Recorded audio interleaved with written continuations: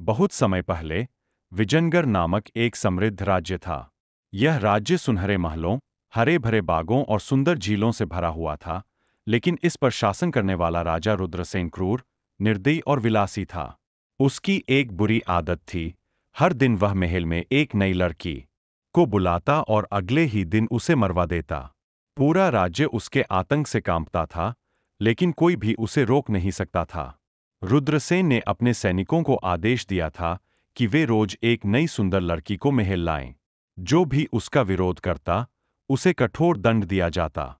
उसकी रानियों की संख्या अनगिनत थी, लेकिन वह किसी भी स्त्री को एक रात से अधिक नहीं रखता था। राज्य के लोग दुखी थे, लेकिन राजा के खिलाफ जाने की किसी में हिम्मत नहीं थी। सभी उसकी क्रूरता से डरते थे। एक दिन राजा के सैनिकों ने एक गांव से नंदिनी नाम की सुंदर और बुद्धिमान लड़की को पकड़ लिया। नंदिनी केवल सुंदर ही नहीं, बल्कि साहसी भी थी।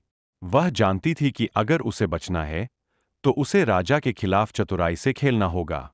महल में पहुंचने के बाद नंदिनी ने देखा कि राजा का दरबार विलासिता और ऐश्वर्य से भरा हुआ था। लेकिन इस ऐश्वर्य के पीछे अनगिनत मासूम लड़कियों की चीखें छुपी थीं।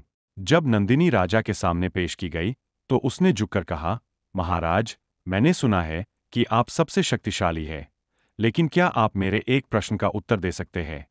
रुद्रसेन मुस्कुराया और बोला, पूछो, लेकिन याद रखो, मैं किसी भी प्रश्न का उत्तर दे सकता हूं।